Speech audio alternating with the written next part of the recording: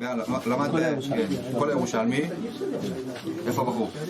הוא היה לפני החתונה של הרב. הוא עושה שים על כל ירושלמי, הוא רוצה ברוך שלא יצלוח שזה כל התאי לפני החתונה.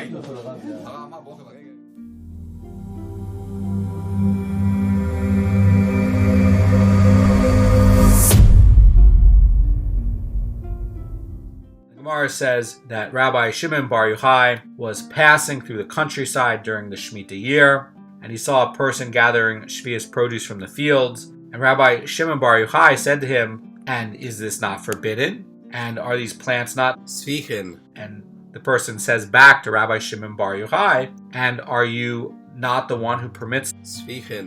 And basically, he's saying back to Rabbi Shimon Bar Yochai, and I'm basically acting with your view.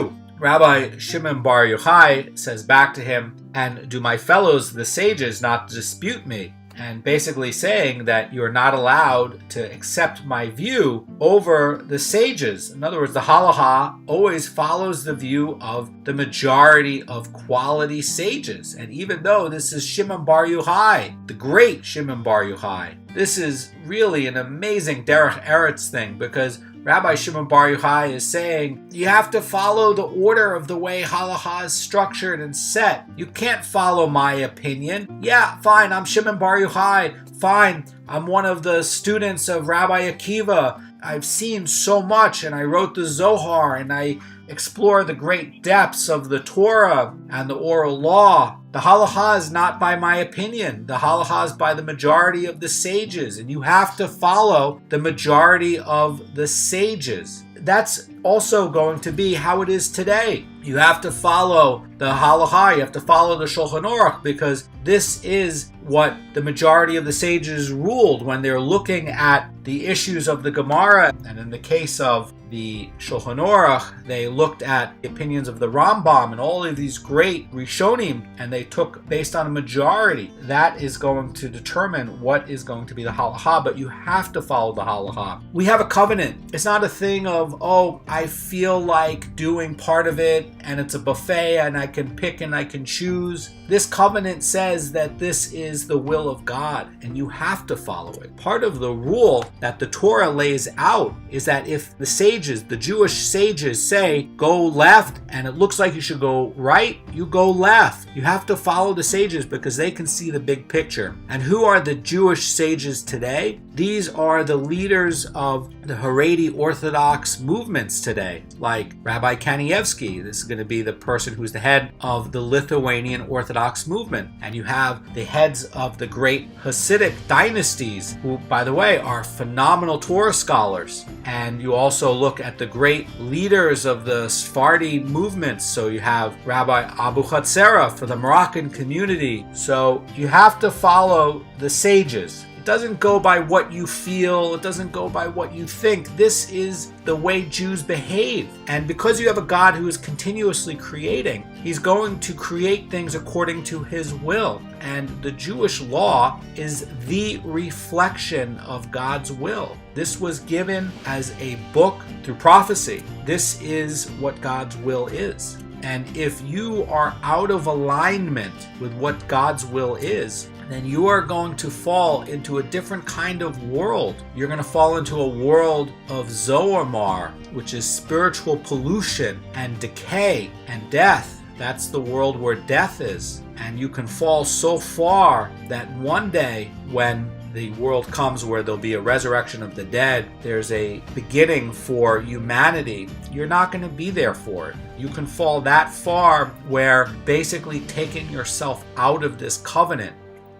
You have to follow the Halacha. Rabbi Shimon Bar Yochai is saying back to this guy, you can't rely on my opinion. This is not how it's done. It's not done by one guy. It's done by the majority of the quality sages. The majority of these quality sages did not rule on these vegetables like how I ruled. You're not allowed to do it. The idea by Shimon Bar Yochai is he's very strong about it. He says you're not allowed allowed to take my view over that of the sages. And Rabbi Shimon Bar Yochai in this Gemara continues, and he says the following verse regarding this person, and says, one who breaches a fence will be bitten by a snake. This, by the way, is a quote from Ecclesiastes 10:8. The Gemara is basically saying that his actions are basically breaching a fence that was created by the rabbis to prevent somebody from transgressing Torah law. When it is talking about someone who breaches a fence, in the Shas, this is referring to a type of wall made with stones like you would make in the Jerusalem forest to separate property, and it is a non-cemented wall. It is a non-cemented fence, and in there will be snakes. Snakes will live in this sort of area. So someone who is breaking over this fence and wall is going to be bit by a snake. This has Godic symbolism because it is the snake that introduces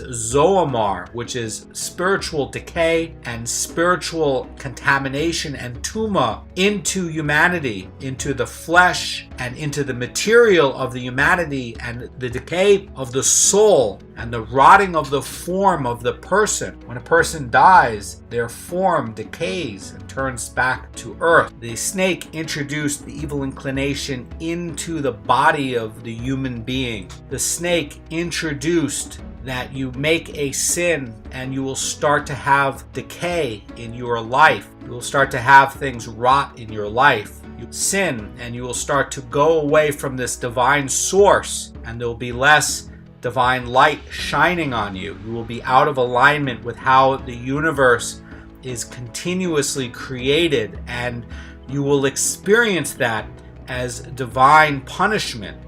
Judaism is not a buffet. You follow the system because if you don't, Hashem will restructure the universe in a way where it's not going to be as great for you. And it's really a shame. It doesn't need to be that way. You know, you have a covenant, and there's a covenant with Abraham, Isaac, and Jacob. This is reality. This is true. This is a treasure for you. Hashem wants you and created you to be a holy person to Hashem, to connect to Hashem, to serve Hashem, and is wanting to create a universe special for you so that you can have all this joy as explained with everything in the Torah and the oral law. You're going to get all these rewards. There is divine reward and there is divine punishment. And that's why we have to love Hashem, because Hashem is a loving Father for us. Hashem is the one who is creating the world and is creating everything continuously. But it's all based on how you follow Halacha, because that is a reflection of the divine will. And if you're out of it, then you degrade, you decay, and it's like you've been bit by a snake, and this poison will go into you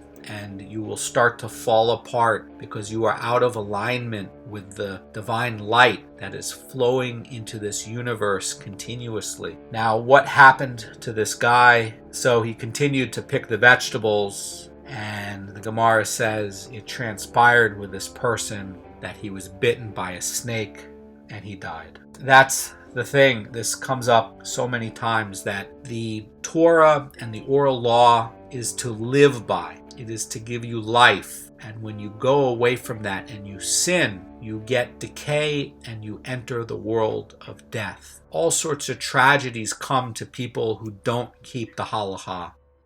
Have a great day.